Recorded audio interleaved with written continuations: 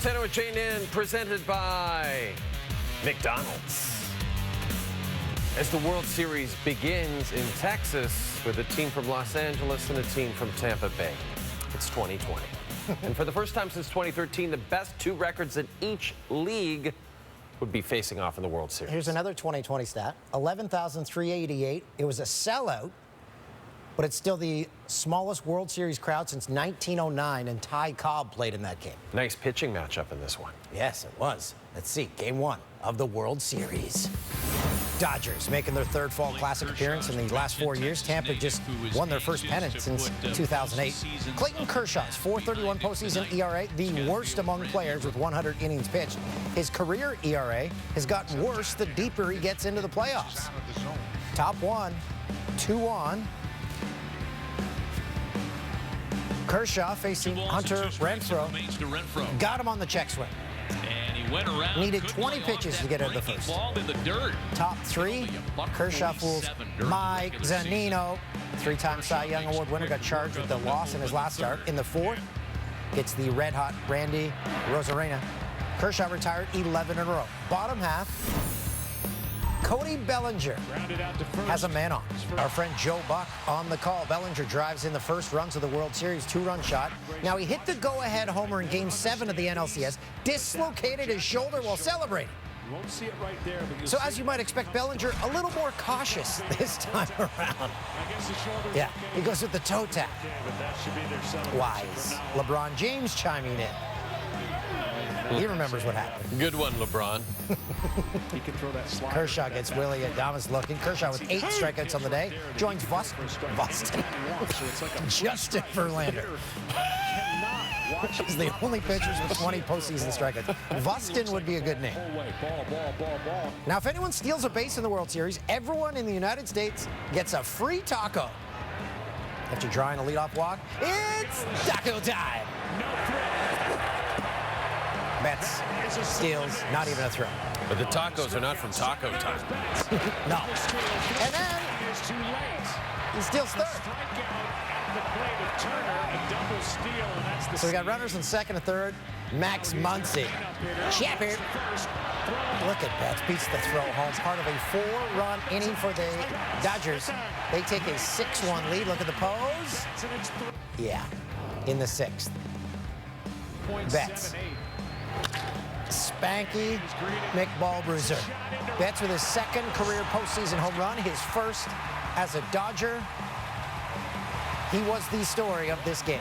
Joe Kelly in to close it out in the 9th. Austin Meadows. Oh, boy. But Bellinger. Again, at the wall. He's like, don't hurt your shoulder. The Dodgers never trailed in Game 1. They destroyed the Rays as they win it 8-3. Tyler Glasnow's 112 pitches for the Rays, a season high for any Rays pitcher, regular or postseason. And by the way, Betts and Bellinger, the 5th pair of teammates who've won an MVP to both homer in the same World Series game. And the first since Barry Bonds and Jeff Kent in Game 2 in 2002. Mookie Betts became the 2nd player in World Series history to walk and steal 2 bases in the same inning. The other, Babe Ruth. You don't really picture Babe Ruth as being fleet of foot. Betts and Ruth both accomplished the feat in the 5th inning. And to break down Game 1 of the World Series, we bring in TSN baseball analyst Steve Phillips into the cooler side seats. It took a little time, but the Dodgers offense erupted for 8 runs. Mookie Betts, 2 for 4, 2 stolen bases, a walk, 2 hits, a home run, 2 runs. Mookie Betts, what can you say? I mean, the only thing he didn't do today is climb the wall, rob a home run. Oh, yeah, he's done that earlier in this postseason. I mean, the thing that really stands out, you go to that 5th inning of that game tonight, he works a walk, he gets on base. Then he steals second base. Corey Seager ends up walking too. So you got runners in first and second. Then they try to pick Betts off a second because they see the walking lead that he might be looking to steal third. Then he comes back in, he gets a big lead, he ends up stealing third. Runners on second and third, they pull off the double steal, and then he's on third base with less than 2 outs. They play the infield in, and Max Muncy hits a ground ball to Yandy Diaz at first, but it was the walking lead and the great jump by Betts. They ends up scoring on that play. There are not many players in baseball today that could have scored on that. The lead, the quickness, the jump start that he got, sliding into home plate, he manufactured a run single-handedly in that game. Then later says, oh, you know what? I got a rookie pitcher on the mound. In his first World Series game, in the first inning he's pitching, throwing the first pitch, I'm going to sit on a fastball, got it and hit a home run. He could do it all. It's incredible that this man was traded less than a year ago. Clayton Kershaw, Steve, the postseason struggles well documented. Entered with an ERA in the World Series around 5, lowered that significantly Tuesday. What did he do right to silence those Rays bats? Well, he took a big step forward and changed that legacy. Now they need to win the World Series to completely change it. But in this game, he attacked hitters. Now, in the first inning, gave up a leadoff hit to Yandy Diaz, then ended up walking Rosarena, but then got out of that inning, and from that point forward, retired the next 13 batters. His slider was outstanding in this game. He had 8 strikeouts, 7 of them coming on the slider, the other on the curveball. He located his fastball, but then he threw his breaking pitches off of that for the swings and misses, just dominating. 76 pitches in the game, threw 68% strikes, and they got him out of the game early, got him out with a great feeling about it. He had great posture and energy and confidence on the mound, and a good step forward in a game one that if he needs to come back in this series, he's got all the confidence in the world that he can get this lineup out. So a big step forward in game one for Kershaw and the Dodgers. Appreciate it, Steve. We'll talk to you after game 2. And after the Chicago Blackhawks neglected to put in a competitive offer for Corey Crawford and then traded Brandon Saad to Colorado, team captain Jonathan Toews said this to Mark Lazarus of The Athletic just over a week ago. I've never been told that we were going through a rebuild. That has never been communicated to me, for that matter. Well, turns out Chicago GM Stan Bowman must be an Athletic subscriber, because the Hawks made things perfectly clear on Tuesday in a statement to their fans. We've committed to developing young players and rebuilding our roster. We want more than another window to win. We want to reach the summit again and stay there, an effort that will require a stockpile of emerging talent to complement our top players. The influx of youth and their progression will provide roster flexibility and depth throughout our lineup. And our young players develop and learn how to win consistently. They'll make some mistakes, inevitably. We'll miss the mark sometimes, too. But we'll communicate openly with you on this journey together. We know that what comes next must be more than just words. More than words. Champions League back, because we need the highlights. Let's head over to the other set. Yeah, I'm going to take my time. Tim said, no hurry. Is that what he said? Yeah, he said, take your time. All right. Well, we can just talk for a second. Well, I guess that's what we're going to do now. It's kind of the whole show. It's our chat set. Yeah, that's true. That's what we do. Well, this is exciting for Toronto Maple Leaf fans. Restricted free agent forward Ilya Every Kiss begins with Mikheyev. They've agreed to a 2-year extension with an average annual value of $1.645 million. He was set to go to arbitration with the Leafs Wednesday. He was looking for a 1-year deal just short of $3 million. Leafs countered with a 2-year deal at an average of $1 million. They settled somewhere in the middle. He's just 26. According to ESPN's Adam Schefter, the Miami Dolphins are expected to start rookie Tua Tagovailoa after their bye week when they host the LA Rams. He's taking over for Ryan Fitzpatrick, and Tua was drafted 5th overall in the 2020 draft.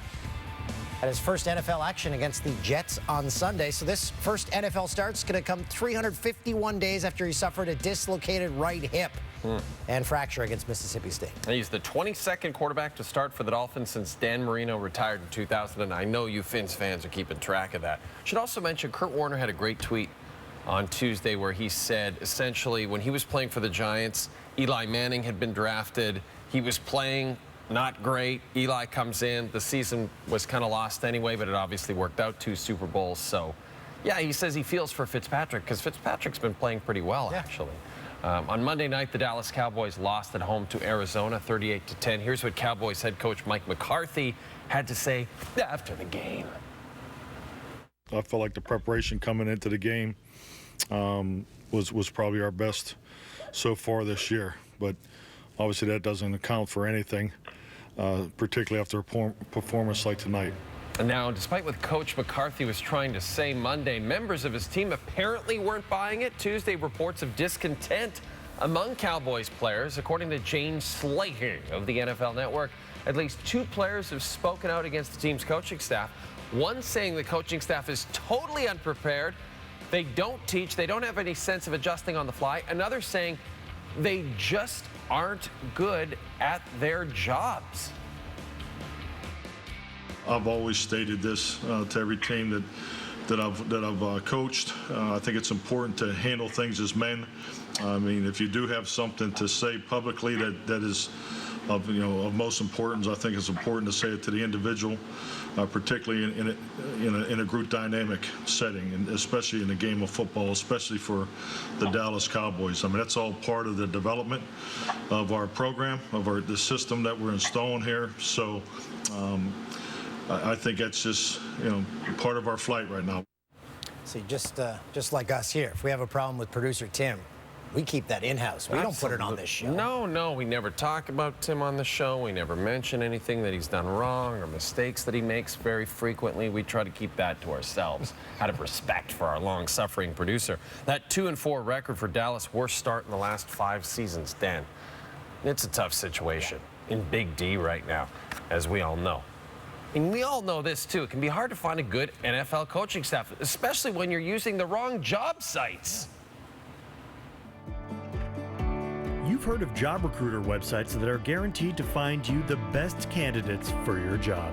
But what about when you're an NFL franchise and need coaches who just aren't good at their jobs? Now there's Fumble.com, North America's only job recruiter website for coaches who stink. With Fumble.com, you can make sure you'll be accepting resumes from only the most questionable candidates for your head coaching position. We guarantee our coaches don't teach, don't adjust, and just aren't good at their jobs. We've secured employment for hundreds of coaches, and most of them were for the Dallas Cowboys, although we're basically the main hiring site for the Jets as well.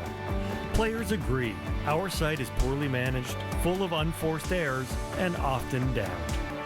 Find your next coaching staff with Fumble.com. Millions of losses with just one click. Finally, Gase explained. Hey, this is big news. The Indiana Pacers have hired Raptors assistant coach Nate Bjorkgren as their new head coach. This is a 45-year-old's first NBA coaching job. He spent the last 2 seasons as an assistant with Nick Nurse's staff in Toronto. And this is an unreal story, as told by Josh Lewenberg, our Raptors beat reporter. That card's gone. I've got it. That card's gone. According to Josh, Bjorkgren, he was an unpaid volunteer when he started working for Nurse with the Iowa Energy of the D-League back in 07. He made $500 in year 2, $2,500 in year 3, worked as a part-time gym teacher to supplement his bills. Yeah, it's an amazing story. That just goes to show you, never give up, maybe volunteer, also maybe be a gym teacher first so you can pay the bills while you volunteer. And come on, gym teacher's kind of a fun job. Yeah, it's not really a job. Gym teachers know it. Still to come.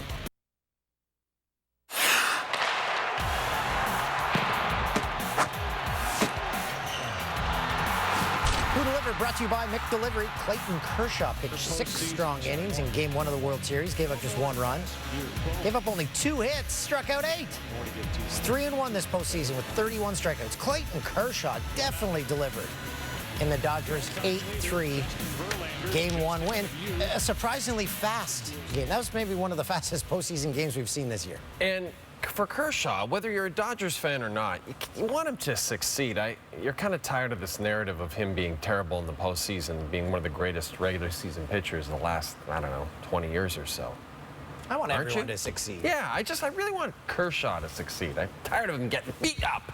Tiger Woods picked up his record-tying 82nd PGA Tour win at the Zozo Championship last year. That tournament, held in Japan, has been moved to California this year because of COVID-19. It tees off on Thursday, where Woods is going to make his first start on tour since the U.S. Open. My game's definitely better than it was at the U.S. Open. I feel little bit more prepared, a little bit better. And hopefully that translates into playing on the golf course. Over the years, my iron game has been one of the stable parts of my game, and normally Nicklaus golf courses reward good iron play.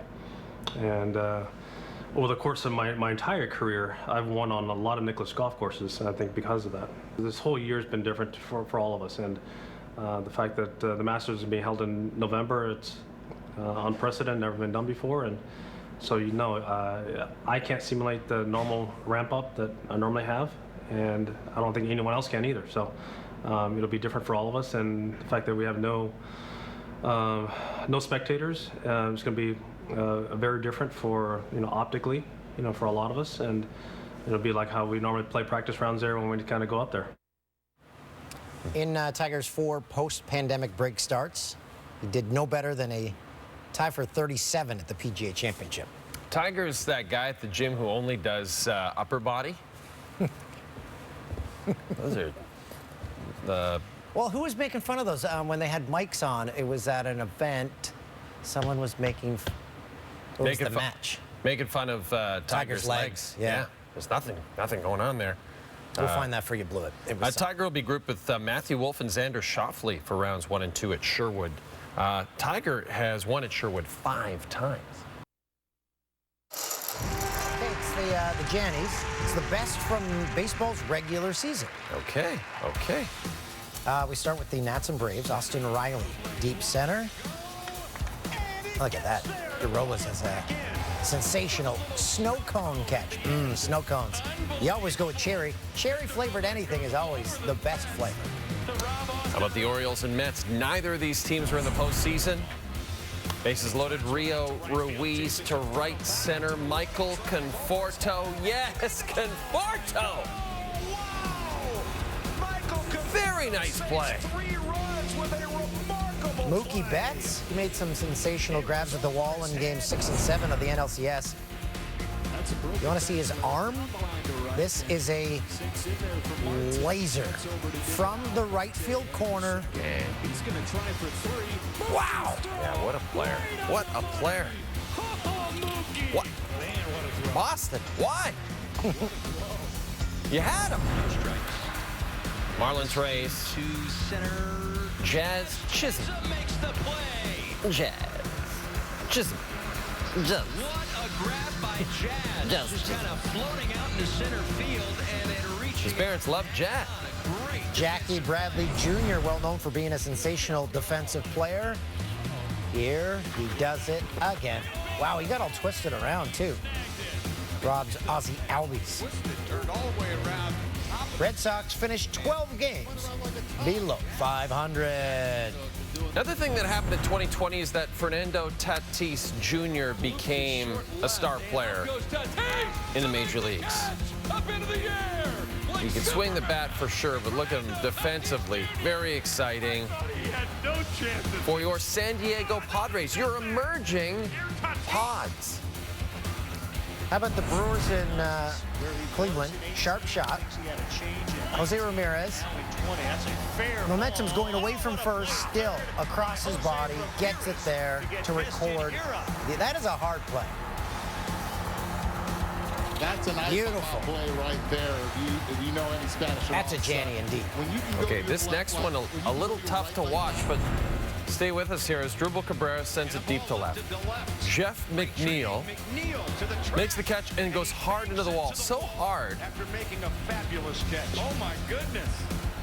That he had to be taken off on a stretcher after this catch. No time to check his surroundings. Here's the good news. He ended up being okay. Well, not a stretcher. That's not a stretcher. That's a medical cart. That's not a stretcher. So someone on our staff does not know what a stretcher is. Okay.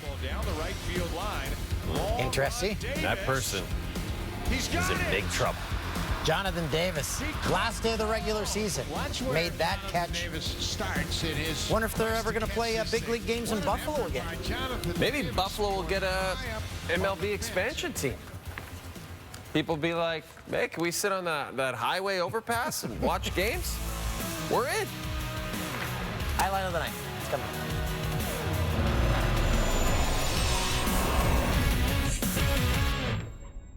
Highlight of the night.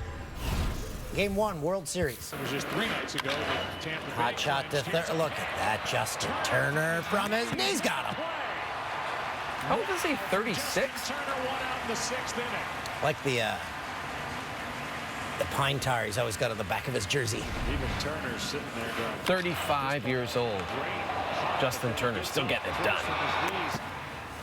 Lots of mistakes on the show. Dan, you struggled saying Anthony Martial. You struggled saying Tua Tagovailoa. You struggled saying Khabib Nurmagomedov. In fact, you didn't even bother. I called Erling Haaland a German star. He's Norwegian. Rory McIlroy made fun of Tiger's skinny legs, and Tiger himself has said he has chicken legs. So I feel like we're off the hook there for saying that. And during the Jannys, Jeff McNeil was taken off on a medical cart. It was not a stretcher, as producer Tim tried to say. Okay, so again, you always leave here learning something. You learn that we're not good broadcasters. Right now, even I don't want to talk about this.